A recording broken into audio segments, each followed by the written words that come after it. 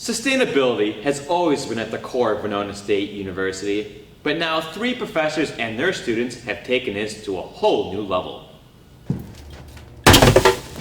Winona State, with its sustainability house, its sustainability minor, its electric cars, and its green way of living, is now adding one more thing to its repertoire of sustainability projects. What it's doing is monitoring ground level ozone right here on campus in Winona. And our original concept was to make a solar cell phone or maybe a laptop charger, along with some signs to explain what was going on. And out of that grew a larger vision of making a whole sculpture that displayed a lot more information about the environment while still being completely solar powered, having no connection to the grid anywhere, data, power, or anything, and building the project around that concept. But building something to this caliber is not something they can do alone. We were working on this throughout different departments, which is exciting to me. And that's something that I'm foreseeing I'm going to need in my career, that we're going to have to, collaborate with other scientists in different fields. And in our project, I'm a chemistry student working with electronic students and graphic arts students, which you never would have expected working on a project for chemistry.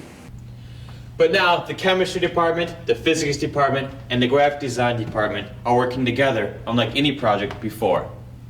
Because different schools have different policy and different culture.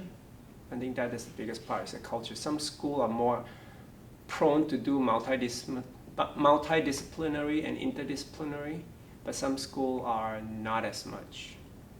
I think in Winona State the culture is not there yet. Seeing chemistry and physics and art all working on the same project is, if you told me that 10 years ago, I'd say that doesn't sound very likely. But it did happen, and it happened with the help of the students.